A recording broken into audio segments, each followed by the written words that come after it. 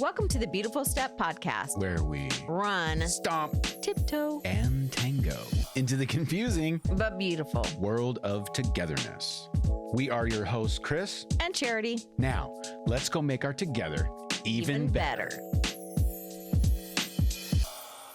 Hey, It's early I know. on an Alaska morning and it's getting cold We're like sneaking this podcast in.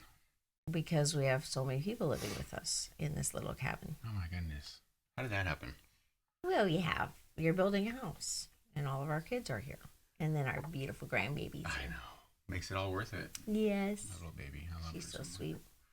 Iris. Yes, but we're squeezing in podcast time. Okay. Yeah. Hence the coffee. Wake up. Not really showered yet. Mm-hmm. I'm trying to just do it. How do you pull that off? You look so good. Yeah, right. You do. I mean, other than me, like, I look like... You look good. They call this hammered shit look. Really? Yeah, that's what they call That's it. a really bad visual because I know. don't really think that would work very well. No, I know. What are we talking about? Well, last week we talked about relationship inflation and determining if your relationship still has value and if you want to put more value into it, what you need to look for. Right. So we thought we would talk about replacing your relationship. Mm-hmm. This happens a lot. People want to... Yeah. What is it? You're going to trade me... I'm turning 50 this year. You're turning 50 in a couple of days. Yeah, and you're going to trade me in for two...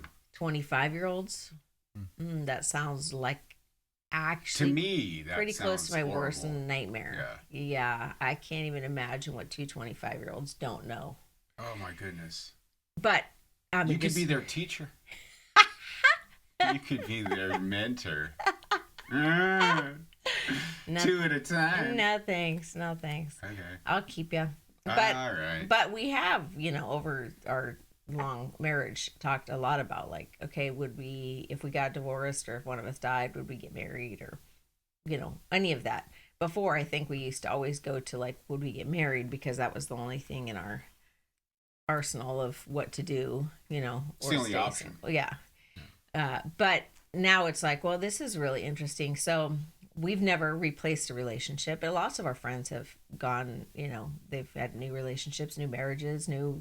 Well, I mean, in high school, right? You replace relationships a lot. Well, right. But I mean, even adults, like people that get divorced and then remarried or not remarried, but have new relationships or even, never get married and go from have multiple relationships. Got it. So we don't really want to talk about like people that don't want to replace the relationship, but rather people that want to replace the relationship. And maybe, right, this isn't a podcast for people who are working at it. This is a podcast for people who are saying, you know what, I think we're done. And yeah. what would it look like? You're entertaining the idea. What would it look like to move on? Yeah, this episode, because last time we talked about what if you did keep it and worked on it, and now this episode is like, what if you didn't keep it? Got it. Is it a value? Because you sometimes ask the question of people that we've counseled, if this went away, would you be bummed or would you be relieved? Yeah, I think it's, I heard that from somewhere, but in making a decision, kind of a big decision, that's one of the go-to questions for me. If you can't decide, what to do, whether it's quit this job or quit this person or, buy this, I guess it's coming to the end of something. Yeah. When you're sort of coming to the end of something. Yeah. But it's meaningful and you can't decide. I think it's a good question. Would you be bummed if it went away or would you be relieved? Yeah, because that's helpful. Your gut response is probably where you need to go. Right. Although if you could not make that decision in a moment of kind of high emotion or high anxiety, that'd be better. Right. And I mean, come on, if something meaningful goes away, if it has any meaning to it, you're going to be a little bummed. Oh, absolutely. But would you be more relieved than bummed? Like at the sort of bottom line, it's like, well, you know what? I think I would just be really relieved. Yeah. There's obviously there's sadness to it, but yeah, we have often asked ourselves that question. I think you asked yourself that question about whether we shut down the church or but you bring up a good point, because sometimes you could feel bummed, and then other times you could feel relieved depending on your state of mind. Right. So maybe you should be asking yourself that question about your relationship over the course of a couple of weeks, during a high and during a low, and see what kind of the general Oh yeah, feeling is. I like it. Yeah. Okay. So the replacing of relationships, though, is an interesting concept, because don't you find that people always think that they're going to find someone way better? Well, that's the whole idea. I mean, you don't Right. contemplate, should I move on? Should I replace this relationship or this person uh, because you think it's going to be worse, That's or because true. you think it's going to be same. Yeah. The grass is always greener, Yeah. right? And Yeah. sometimes the grass is actually greener. Sometimes it is. I was, so in preparation for this, I was trying to pull some studies, like, are people generally happier when they've replaced their relationships, Right. And the large majority said, yeah, like, I went from something that I didn't like that much to something I like better. Wow. Mm-hmm. The boredom factor, or what was it? No, I think they just, it wasn't working or something. What? And then these people actually found someone. Let's go there for a second, because then there's an age thing. I mean, if you're 22 years old, I think it's a little, The pool is larger. right? Mm-hmm. Yeah, and then as you get older, the pool narrows, which it gets to be a little hot tub. Is Yeah. what ends up happening. Yeah, which I think. A hot tub, Yeah. like the 4 people that are at your club or something, or what do you mean? Yeah, like you. The pool becomes yeah. a puddle. But, yeah. Okay, I got you. It's hard to find the people that to choose from, which Right. actually, we thought about this, like, so we're coming at this whole thing in a place of ignorance. We've never replaced our relationship. We've been together our whole adult Right. lives. Knowing me, I would probably not replace the relationship if you died or something, just because I'm a pretty independent person and I'm not sure I would want to do that. Would you be promiscuous?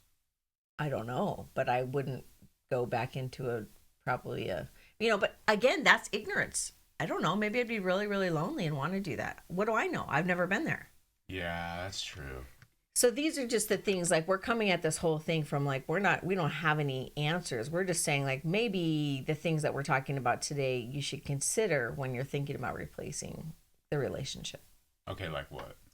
Well, like, is the person out there? I think a good rule of thumb maybe to, like, make the list of what you want. You know how, like, when I was a kid, I wrote out, like, what I would want in a husband, Yeah. And then, but maybe you could say, like, okay, of the things that are really bothering me about my current partner, if I want the opposite of that, or what I want, Mm-hmm. is that person actually out there? You could go out and actually look for the person that's on your list. That's a really good idea. Do you find them? Yeah, but you're different. What do you mean? I'm not a list maker. Okay, so how would you I find? don't know. I don't know if I would be, because what if brunettes are really pretty. You're brunette. Look at you. You're gorgeous. But then what if you met a blonde lady, And what if you kind of like the fact, like, you think, oh yeah, I want someone who, can talk in the mornings and stuff, and be all intellectual. And then you're like, well, if this person doesn't talk that much, maybe it's kind of refreshing. I'm getting at is, like, this idea of, there's an element of surprise that could probably be, I guess, somewhat exciting, in the discovery process. Yeah. And I think maybe that could be one of the allures to, someone being like, you know what, I'm going to replace this because, I need some variety. Right. So I think that works initially. Like, we think we want something altogether different, but I think if you're looking at the core characteristics of somebody you would want. Yeah, let's get down to that, because that's a big deal to me. Because I don't think it's like, well, I want a brunette, or, Well, that's the list a guy would make. He's like, what's she wearing? What's she look like? Yeah, actually, is she cool? That's maybe the thing. But then No, I'm kidding. when you're together, what are the things that are actually the deal breakers in the relationship that you have right now? Is it that the person isn't a hard worker? Is it that they don't pitch in? Is it that Right. Yeah, see, they for talk me, too much? I Is it love that. Yeah. So for me, it'd be like, is she lazy? Can I trust her? Like square okay? one. You know what I Okay. mean? Uh-huh. Um, is she lazy? Can I trust her? Uh, is she, I don't know what, smart? I've never made a list like this. Yeah, but I would think what you should do to make a list is to look at the things that are really that you like about your current partner or your past partner and that you feel like are the deal breakers that aren't happening right now. Ooh. Then you could form a list, right? Yeah, what are you so mad about? But then don't you go into a relationship if you're like, then you're, at the first little whim of the thing that your partner never did, Mm-hmm. like whether it's acts of service, the love language thing. Yeah. If that person who you've replaced your previous person with Uh-huh. doesn't serve you one time, all is lost.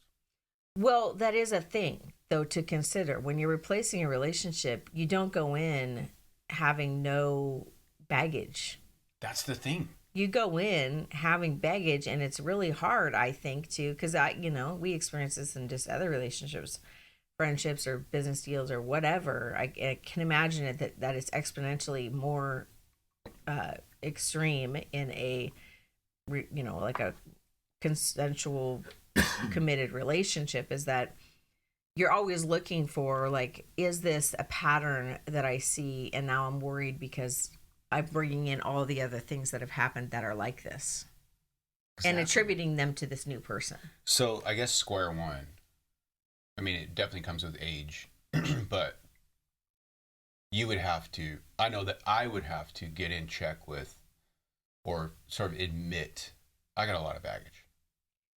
And I mean, you have to be really self-aware to be able to be putting yourself out there and saying to yourself, I know I'm kind of complicated and maybe hard to live with. I have some baggage that I'm really working on, but it's, I know I can make someone happy. Yeah. You'd have to be self-aware to do that. I think so. Don't you think? Because most people are like, I don't have no baggage. I have to deal with their baggage. Oh, yeah, yeah. So square one for my, I guess my, one of the square ones for my suggestion, if you're talking about replacing your relationship, is deal with the fact that you're neurotic. Like, you have to first of all go, am I ready for this? Like, how much baggage do I have? Well, maybe the way to assess the baggage is to actually kind of make a list of the things your current partner complains about you. And take it to heart and be like, I may not see this or agree with this, but this is a complaint from somebody who has firsthand knowledge. You're such a list maker. I know. I'm always making lists. You make a list. I'm like, what are they complaining about? Well, that I don't close the cupboards when I open them. Yeah, that's a deal breaker for me. That I'm always like going to the next big thing all the time. She never emptied the ashtrays around here. I'm out. Getting sick of this. Well, interestingly, that stuff is deal breakers to a lot of people. Like, things that just annoy them over time. Of course. Yeah, yeah. So the other thing you could do to figure out if there's even, because I don't know, is this your experience that when I've talked to girlfriends who want to end their relationship, lots of times there's a feeling that the grass is greener, but they don't actually know who that person is. Right. Like, I think men are maybe more likely, I think there are studies actually that men are more likely to leave a relationship if there's one lined up, if they already have one. But women are more likely to leave when there isn't a relationship lined up. They're just kind of over it. So, but women are really good at, like, envisioning a fairy tale.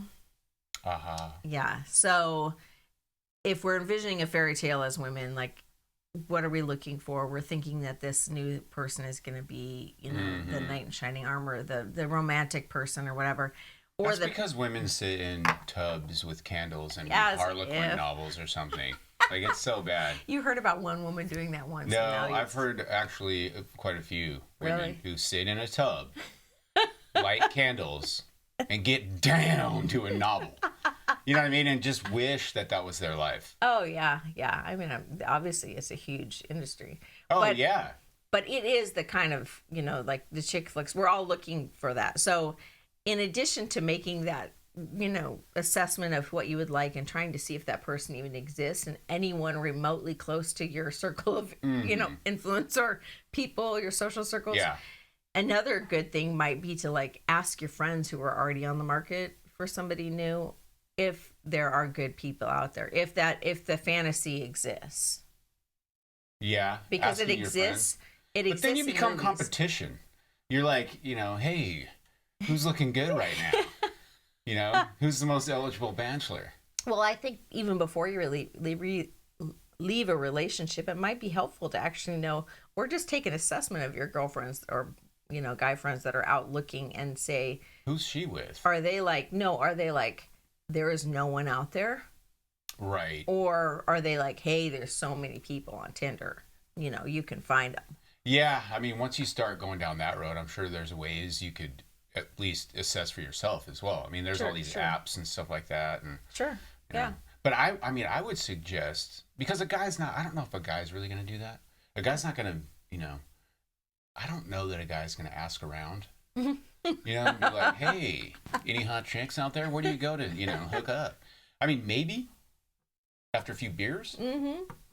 But I think that, in my opinion, I would suggest, if you really do think the grass is greener and you think Mrs. Perfect is out there, Yeah. or Mr. Perfect, identify one person. Yeah. Like, one person who you'd be like, I think I'd be happy with them. Yeah. Or two. Just to even be able to tell you if they exist That's what I'm saying. before you decide to end what you already have. And hopefully, said person is single. They may exist in another marriage or something, but that's, in Not the my same. opinion, off limits. Right. That's so lame to do to someone. Yes, off limits. So do they exist in the single world? Yeah. Yeah. Like, because here's the deal: is this thing gets real super quick when you burn a bridge. When you torch a relationship, it gets vivid quick. Yeah. I mean, I've watched this. You and I have been together for, a long time. But I've watched how, reality sets in really fast for people who are alone. Yes. And then you start to deal with feelings of loneliness, desperation, despair, those kinds of things. If you're a person who wants to not be lonely, if you're a relational person, if you're not all that independent, I mean, that stuff, man, that can get pretty crazy quick, and that can make you do weird things. Well, yeah, and I don't think all people are going to feel lonely. I mean, I think that that's the thing. For a lot of women I know, when they end maybe a long-term relationship or something, they don't feel lonely. In fact, they're really happy to be, for the first time, living by themselves, able to do whatever they want. There isn't that sense. They feel that loneliness with other friendships or whatever. There's not that. But okay, then there's bottom line, quick. If I went away, would you replace me? No. That was fast. No. That was really fast. I have no interest in having another long-term, Same. Yeah. Same with me. If you died or kicked me to the curb, I would not get into a serious relationship. Well, there's a number. I know that I wouldn't. Well, there's a number of reasons for this. We've been together a long time, and we know how long it takes to train another person. It's true. It's true. I'm like, we finally really like living together, and we've kind of figured out all those quirks. To restart that over doesn't sound like a fun adventure to me. It sounds like a living hell. That's why the 25-year-old things is completely ridiculous notion, because you have twice the work. You know what I mean? It's like, it's just crazy to for think, you, yeah, for us, for us. For us, yeah. Other people might see it different, right? Yeah. But on that note, there is so much value in longevity Yes. when it comes to relationships. And like you said, I don't know, unless the person kind of had the same experience, life experience, Yeah, that could be. you're in for I mean, I would think that you're in for a really long haul of those awkward, why is she chewing with her mouth open? And now I have to say something. And I feel, you know, I feel like I'm being petty, but this is going to drive me out of my mind. And that kind of stuff. Yeah. Where, no. Well, Or her armpits stink. Or whatever it is. Yeah. That kind of stuff that's a lot of work. Right. I read a study, I was reading a book, that was, the guy made a statement that, he said, well, I'm not just saying that people that are married are happier as a, moralist. Mm-hmm. He said, in fact, the book was From Strength to Strength, and it's, and he was saying, but I'm saying it because there's scientific studies that say people that are in marriages and in monogamous long-term relationships are just happier.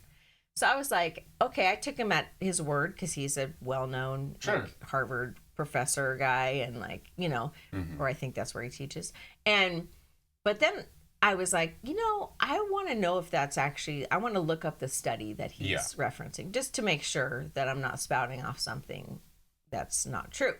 So sure enough, I looked it up. The study was like, yes, people in monogamous happy marriages are happier in general because they are best friends or whatever. They're just happier. Okay. Well, that was in 2004.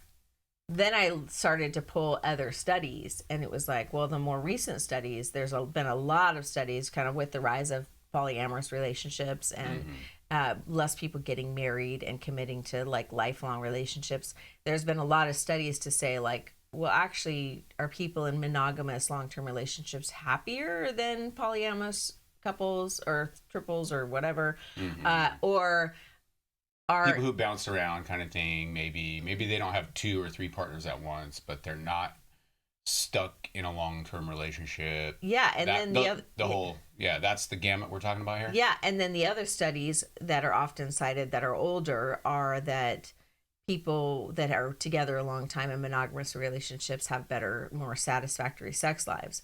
And now the studies in the last 5 years for both of those situations, gauging happiness and well-being and satisfied sex lives, are finding that basically people are not happier necessarily in long-term monogamous marriages, or they're not happier, and their sex lives aren't necessarily more satisfactory than other types of relationships, which I think is a really interesting narrative on culture right now, because it's not probably, and they brought up a couple of reasons why this could be.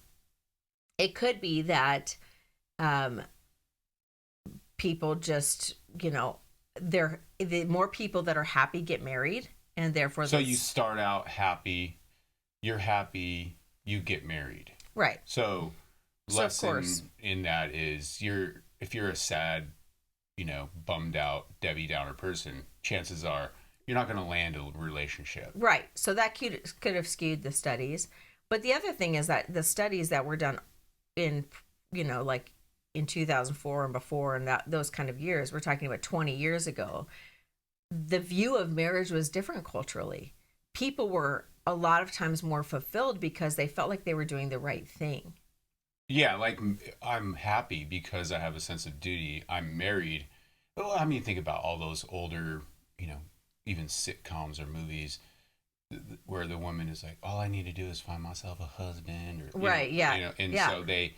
it's kind of like a career, or yes. It's the I guess the zenith of humanity. Yeah, I mean, you check off the life box, things now I can procreate. Got married, now have I a can, kid.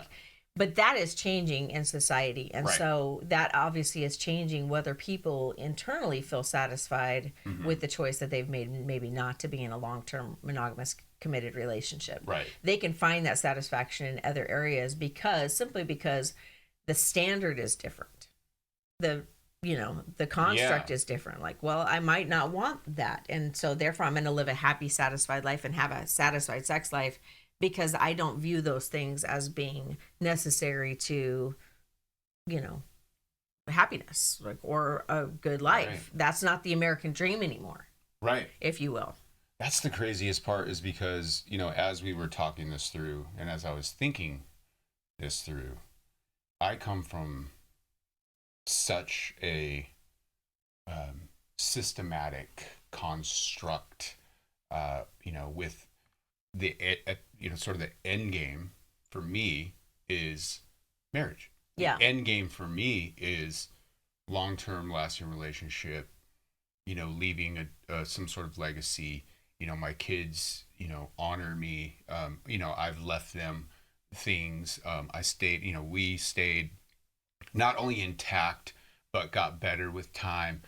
People look at us and go, oh my goodness, that seems like something that if I could pull off, that would be such the pinnacle of, human experience, Like have a happy long-term to marriage. be just, two old people in rocking chairs on the porch, just happy as a clam with all these grandkids around, right? I mean, to me, that's the construct that I work from. And I also work from, this moral construct too, where it's right. It's Right. it's just right to do that. And it's in my You're not saying it's world. like you're not making a declaration that that's absolutely right. You're just saying like the way you think is like that's what you've absorbed. Exactly. And so I have this bias that I can't help but bring into this thing Yeah.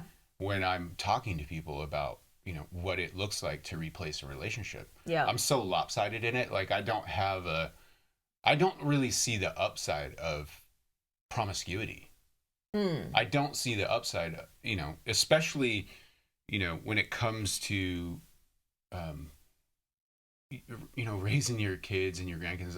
I can't quite get my mind around the upside of switching partners and stuff. And not only that, like can we hit the sex thing? Because there's so much about sex that is really mysterious. Sure. And it's really alluring. I mean, you have this biological phenomenon that you cannot shake. Yeah. Right? And it's kind of always at work. I mean, the older you get, the less it's, really bright, but it's still there. And then you have this phenomenon of, sex with another person. Right. Right? And so I guess the thing that religion, as a religion major, is, and I think I've said this 10 times, is every major religion in the world is going to comment on sex.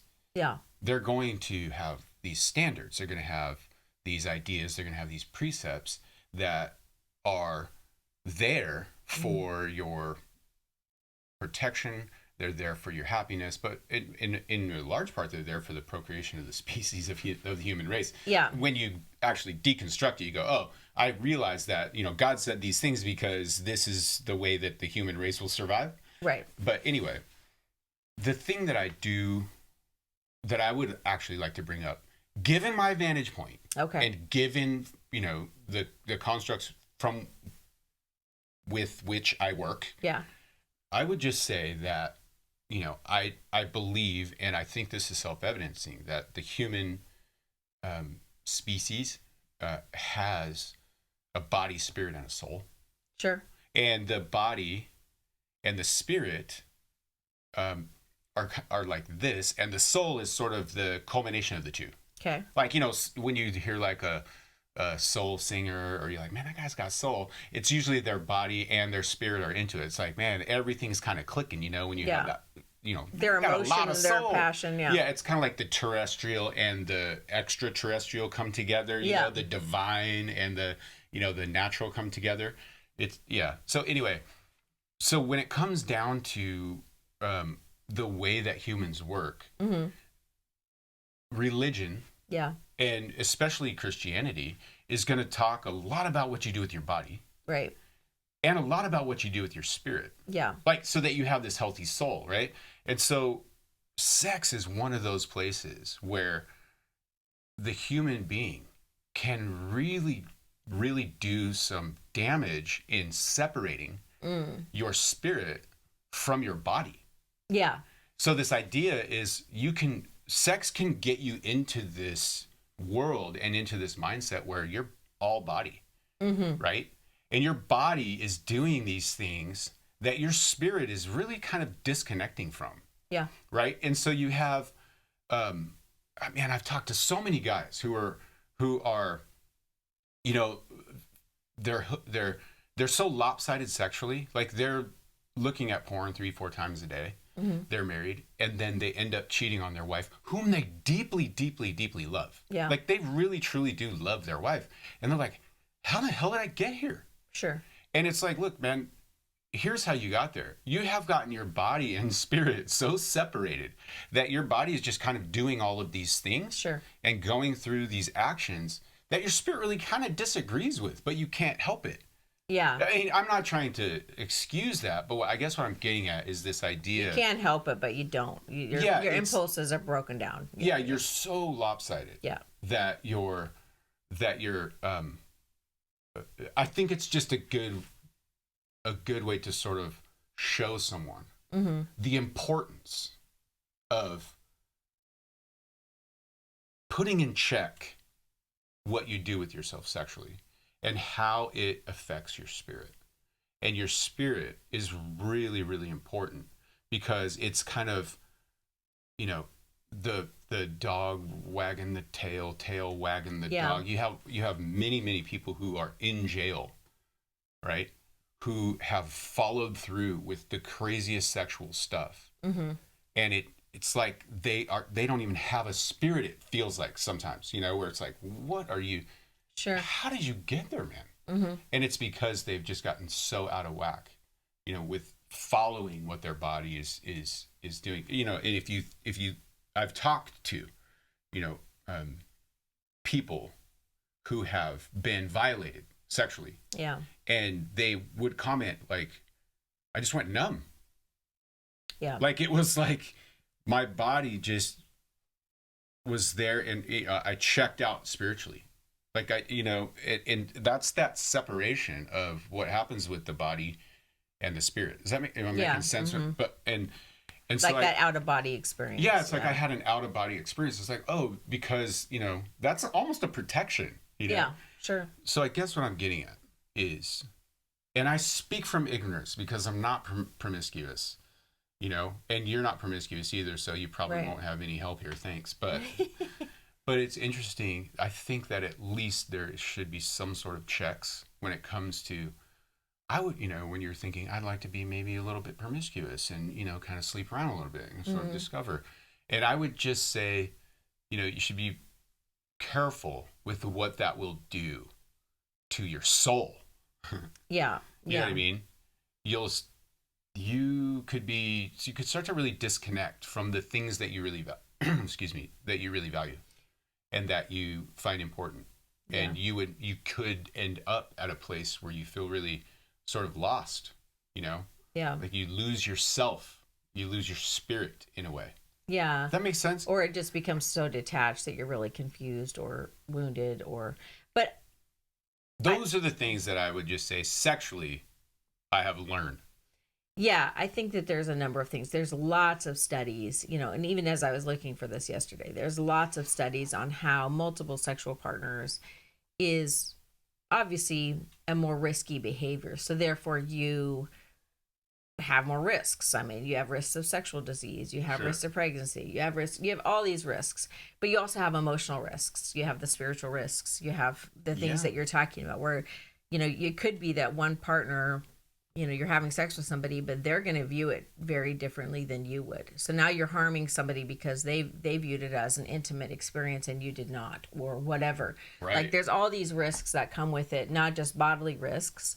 When I was a kid, I worked at the STD clinic for the Muni when we were very first married. And I remember just being floored at how fast STDs went around. And, I remember I came home one day, I think I was 21 or something, and I was working there, and I came home and I said, well, I had to personally call about 50 kids from West High prom because they had all gotten together 2 nights, but at prom, it ended up being kind of a swap partner type environment. And then I had to call them and be like, you need to come and get tested for chlamydia because somebody in your circle has tested positive. And That's crazy. and I remember that was such an eye-opening experience to me, like how fast it goes.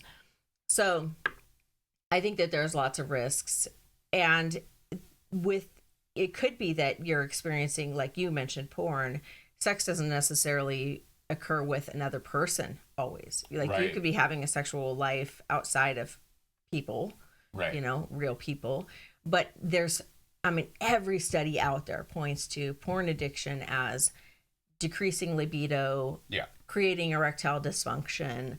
It actually, in adolescence, porn addiction now is proven, and these are all very recent studies, to actually diminish your ability. It says that it basically removes part of your lobe, your frontal lobe, which makes all your decisions about impulse control, rationale, all those other things. So you make yourself younger in maturity with a porn addiction because you lose the ability, like you're saying.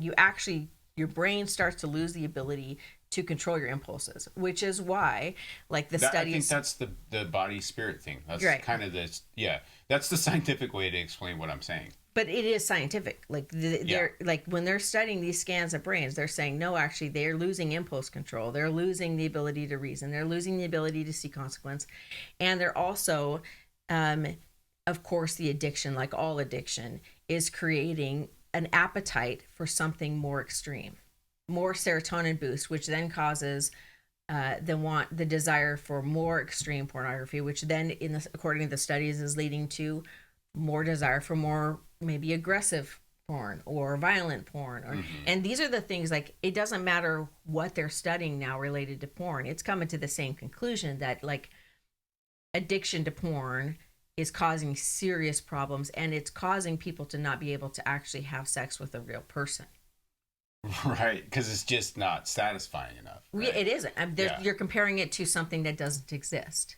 Right. Which is what you're saying. Like, okay, at what point is the detachment? You're so disconnected from what is truly real. Yeah. Yeah, and I think that is that's such a great point. But again, those are scientific studies. Yeah. Those are real world examples. But again, you and I can't help from coming from a place of porn is bad. Right. Porn is bad. And I know that I'm not going to be an advocate for pornographic pretty much anything. Yeah. Because I have a wife, I have a daughter, I have grandchildren. I've seen, I've granddaughter. I've seen what granddaughters, and I've seen what porn does to particularly men. I haven't seen as much with women.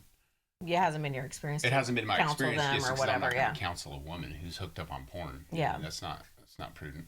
But it's, again, I can't find the upside. Right, I agree. And for me, I think if you're looking at replacing a relationship, what that person does with themselves sexually is a big deal. It's a really big deal. And I don't know, maybe two people who are super overly indulgent in porn, the woman and the man, could find some common ground. Or the man, any or man and man, or whatever it is. But I would say that is, I would suggest that if you're not into porn and the other person is into porn, the deal breaker. Because I don't think that that's going to work. Well, that was listed multiple times in every study as well. Like, it is the cause of many relationship endings because it's seen as infidelity for most people. Yeah. A serious addiction to porn is seen as infidelity. So it's one of those things, like, I think when you're talking about replacing a relationship, and you bring up a good point, like is something that actually has to be assessed, and you have to be like eyes wide open, like, okay, what is this person doing with her body, and am I getting into a relationship with somebody who has like they're a whole person in this regard? They're not that split, like, is what we're gonna do sexually, is that different than all of this? So there's even been actual studies about like when they inject people with estrogen or testosterone, and the difference in how they experience sex is really interesting. Wait, what do you mean? When men are injected with estrogen, their encounters are much more emotional, instead of like, when they actually have sex. So they'll go from, maybe they've had sexual encounters even with the same person that they're in love with, but they'll express that the feeling is altogether, it has some different nuances to it. Whereas women who are injected with testosterone, same thing, maybe getting testosterone treatment, it's much more of a bodily function than an emotional function, which we know experientially, but these studies are showing, like, as hormone therapies get more and more prevalent, people are actually able to express that they're experiencing it differently as they're going through that hormone. You're like, you could be like, babe, why are you pulling my hair? Like, well, I just got my testosterone shot this week. Like, wow. Or like, why are you in a puddle over there crying? Oh, well, I had my estrogen. That's hilarious. It's not hilarious, but it is hilarious. Yeah. Funny. I think it just proves like what we kind of already know about, men and women, and like how we function, and how much our hormones play into that. So, but not to divert too much. I think the thing is that we have talked about, and what we wanted to just do today is say, like, there's stuff you should actually consider if you're thinking about replacing a relationship. And it's more than like, I'm going to ignore these things and just move away, go on thinking that they're going to resolve themselves. For us, there's been a number of things that we've said to each other over the years that we, because there's been lots of times when we've sat down and been like, I don't know that we want to stay together. Yeah. Right? So then we'll go through a list of like, well, you'll go through a list. What would happen if we decided to end and replace this? Or what would happen if... Sure. So a couple of the things we wrote down that have come up over our 28 years are like, we just said it before, we wouldn't want to retrain somebody. Like, I think about how much we had to spend the first few years on pins and needles, seeing how each other would respond in different circumstances. Right. Where you're kind of living on this, like, I don't know, I'm kind of testing the waters, I don't know what he's going to do here. And then the longer you're together, the more you like have certainty. You know kind of what the person's going to do. Sure. And that provides a lot of comfort. Yeah, it's definitely more predictable for sure. And it's, it's not as awkward. I hate that awkward, petty, like if I feel petty, but it's just bothering me, I don't want to say something. Yeah. But then it's bothering me, that kind of stuff. That takes years to get over. Years and years. Yeah. But I think so. Are you still going? No, keep going. Okay, because my thought was, I think just the bottom line, and maybe we should have let out with this, is there's, we've said it. There's 3 things that you're going to fight about: sex, money, and kids. Yeah. And you should square those things away, or do your best. Yeah. To know where that person is. If that's your replacement. Yes. Think about that. Well, here's the thing. Having been a financial advisor for 20-something years, I can tell you that how disastrous it is when people don't know kind of what's going on with the other partner and they marry into that. Oh, dude. Oh, I can't even tell you. And there's stories. I've got stories of like, I remember one time I got a call from this wife and she said, my husband just passed away. And I'm like, okay. And then she goes, I need to get his money out of his 401k. And I'm like, okay. So I go to look, what has he done? Well, he's left the beneficiary to be his first wife. He never ever changed it. Oh. So I actually, and that's law. It has to go to that person. It's like exempt from every other. It doesn't matter if he's remarried. So I had to call her and say, I'm sorry, everything that he has is going to go to the wife that you both hated. because, or I've seen it happen where it gets left to one kid, but then they didn't upgrade it when they had more kids. And so one kid got all the money and none of the other kids got any of the money. I've seen that stuff happen. And so you look at it and you're like, okay, well, what are you walking into when you replace, and making sure that like you're on the same page about that financially, you know, how you're going to live, what you're going to do, what your lifestyle is going to be. Because we've had those conversations about like, what would happen if we ended, what would happen to us financially? Right. Let's play it out. And I think that's the good way to do it, is like if you're in the mindset where you're contemplating replacing a relationship, you should be looking at 5 years out. Okay, what is this going to look like for me 5 years out? Am I going to be paying alimony? Am I going to be like destitute? Am I going to need to move into a little tiny, you know, assisted living place? Yeah, bottom line is, can I afford this? Exactly. Seriously, can I afford this? And I mean, that's square one. Can I afford to end this and torch this? Or should I put out some more effort here and work a little harder? Yeah. Right? I mean, I've always said, you know, if you need money, don't sell something. Work. Sure. You don't have to sell something in order to get money. Yeah. You know, you can work for it. Yeah. And have assets. So that's, I mean, I guess that principle is in play here. But I think this other side of that is, let's just say you've already broken up. You've already divorced or whatever.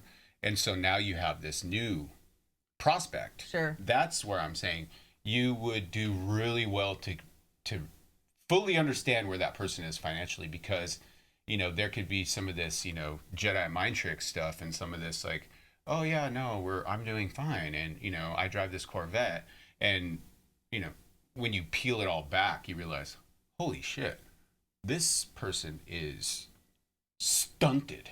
Yeah. Yeah. in debt. Yeah. Or, you know, all of that. And you're signing up for that. Well, and you could still enter a relationship with that person, but orchestrate it to where you're not going to be signing on to their debt. I mean, we've had so many couples who have asked us over the years, like, is it good that we buy a house together and we're not married and like we just started getting together? And I'm like, no, it's not. Right. Don't do it. Yeah. Like, figure one of you should buy the house, but like commingling things like that before you really know what's up is a bad idea every time. Bad idea. Yeah. So the other things that we've considered over the long haul is, of course, kids. How are the kids gonna deal with the replacement of the relationship, the end of the relationship, and the replacement of the relationship? And don't be naive.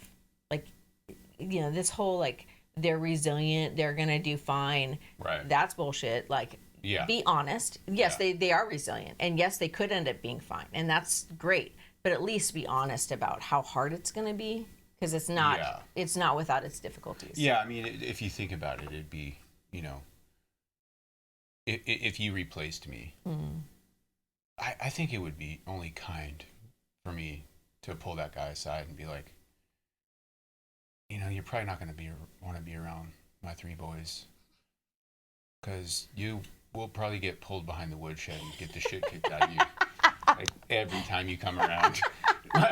And I know that's an extreme example, but you have to understand, like, I know that my boys would not take that well. Yeah. If you brought a guy around, it would take so much for them not to, you know, beat the shit out of the guy. But that's because you have a good relationship. I mean, obviously everybody's in a different situation. Their kids might be thrilled that there's somebody new. Or I mean, you know, some people, I remember there was, oh man, how do I do this without betraying names? But there was this really wonderful, hardworking guy who is fantastic. Love this guy. And there is this woman who is just a very, very dear woman who just got the worst hand dealt to her in this marriage, right? And ended up getting a divorce. She had like 5 kids and just struggle. And this wonderful, wonderful man would help, and he would be there, and he'd take the kids fishing and all this stuff. It was just this, and everyone was looking at this thing. The kids too were like, hello, he would make a perfect dad. We should have this, and they never got married. Yeah. So sometimes, you know, the kids are like, yes. Yeah. Like this, I would love it. And the mom is the holdout or something, you know what I mean? So again, it doesn't, to your point, you know, sometimes, you know, the kids would love to have a dad Yeah. or a mom. Yeah. And then sometimes it's like, that's just not going to work. So I would say that that's such a huge consideration, though. It's such a huge Because that's what you're going to fight about. Yep. You know? Yeah. And then, you know, one of the things we talked about is that sense of home. Like, are you somebody that is going to really feel the extreme loss of a sense of home if the relationship that you've had for a long time changes? Are you going to, Right. you know, I think it goes with loneliness or whatever else. Yeah. And you need to be honest about, like, how much of yourself is found in that. Such a big deal. It's a big deal. Yeah. And then shared friendships. You know, when you break up and then it's like, well, who gets to be friends with whom? And well, you know, that goes back to family too. yeah. You know, it's that thing of like, Oh, it's so I guess we go to awkward. dad's house or mom's house, or you know, like, how many Christmases are we having again? It's You so know, awkward. It does get awkward, and to think, you know, a lot of kids have lived through that, and you know, you and I lived through that stuff, and it's to think that you're the perpetrator of that. You have to deal with that. You know, if Yeah. you're going to be the person who brings that into the family, that's something that, you know, is definitely a consideration. Yeah. And it's not like, I mean, it might be, again, I think the question you asked was, can you afford this? Which is a larger question of like, can you afford it in every area? Is it worth the cost? Right. Should be the question of everything. Is it worth the cost socially? Is it worth the cost physically? Is it worth the cost financially? If it is, then that's great. Right. Do it. If it's not, then go, okay, well, what then can I tweak? Right. And there's just so much to your list. Personality. I think my list is much more sort of culminated in what's this going to cost me.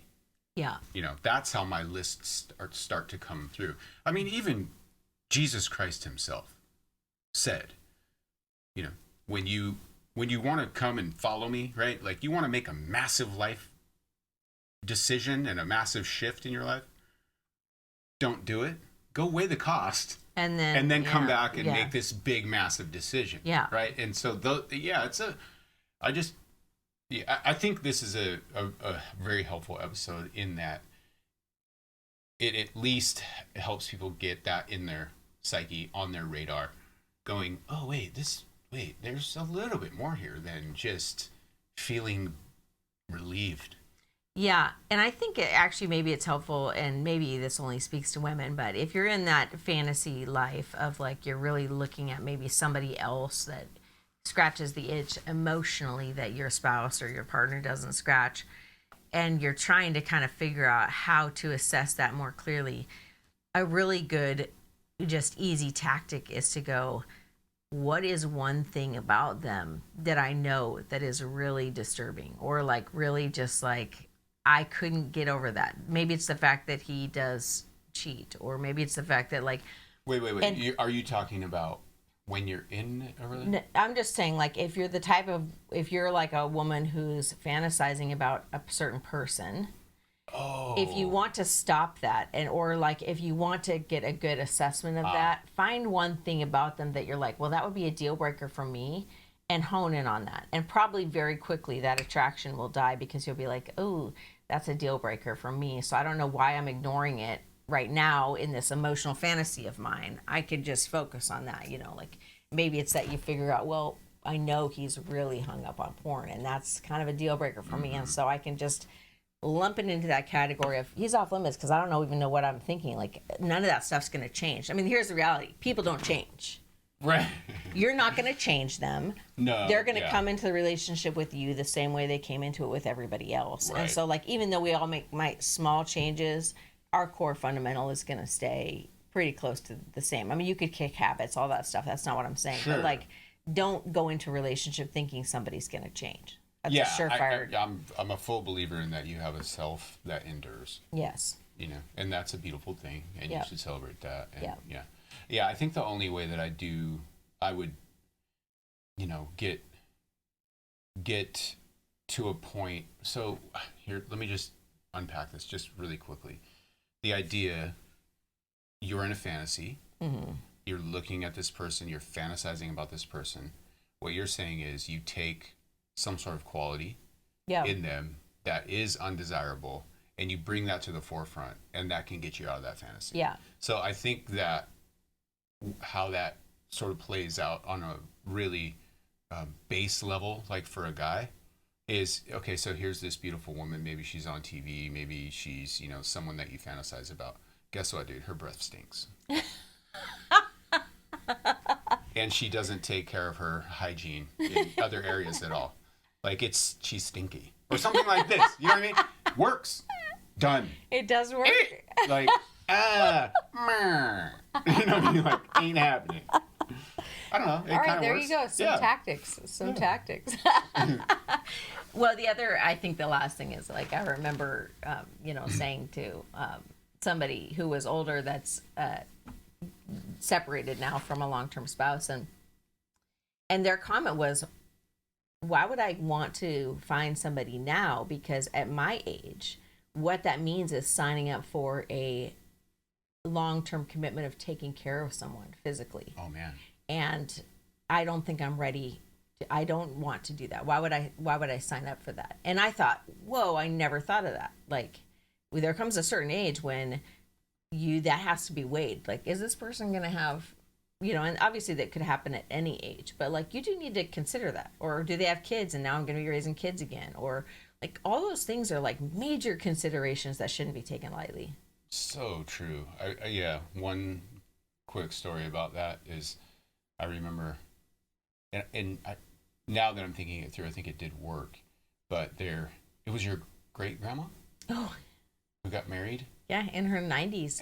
Yeah, and it was the craziest. It was kind of this beautiful, confusing moment for me because we had been married for, a couple years. A long enough time.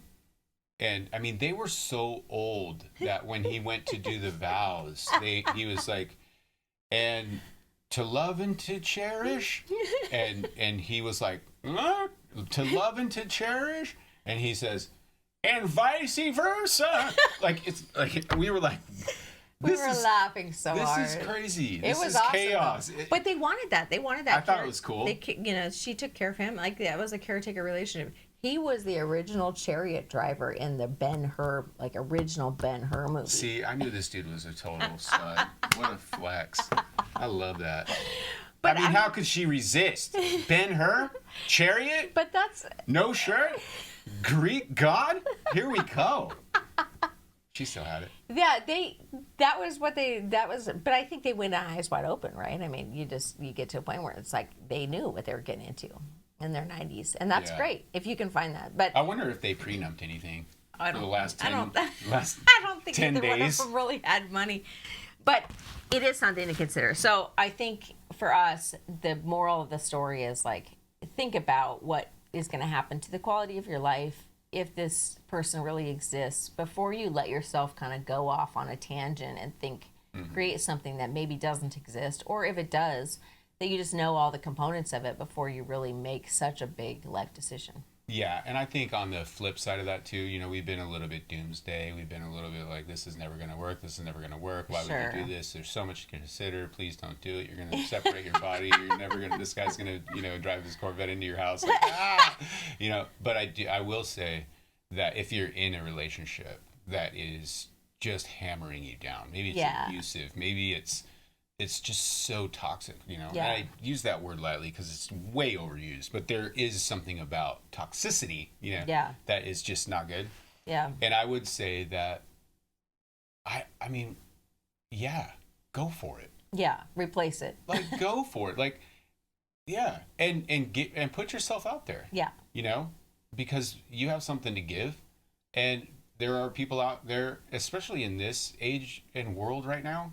There are people out there who want the same thing. Yeah. And I don't know. We're smarter as a society, I think. Yeah. We're much more informed. There's so many ways you can figure out how these people are. You can do a simple background check to find out stuff you would never. Oh yeah, you run them through the background check. In whatever state you live. Courtview. Yeah. Go to Courtview. And and then stalk them on Facebook a little bit. Yeah, you can find out all sorts of stuff. So I would just say, I guess what I'm saying is, if if you're single and you do desire a relationship, I truly believe that there are really great people out there. Yes. And there's a relationship to be had. It's a lot of work. Yeah. It's super satisfying, super frustrating. You're going to want to quit, but you can do it. Yeah. And it's wonderful. If the studies are right, which they probably are, is that most people are happy when they've replaced it. Like they're happy they made that decision for the most part. So, hey, if you weigh all the costs and you're like, I'm going to do this, then the odds are you're going to be happy that you did that. Yeah. And if not, get a rad dog. Get a super rad dog. Is that why I got a dog? Yeah, because I'm on my way out. Oh. You are replacing me. Shoot, you with need that to, dog, we need to assess that. Mm-hmm. Not really. I can feel it coming. I do love my dog, though. I know. It's bad. It's wonderful. I love Boone, too. Yeah. You better love Boone. I do. Part of the family. All right. Okay. Love you. Love you too, baby.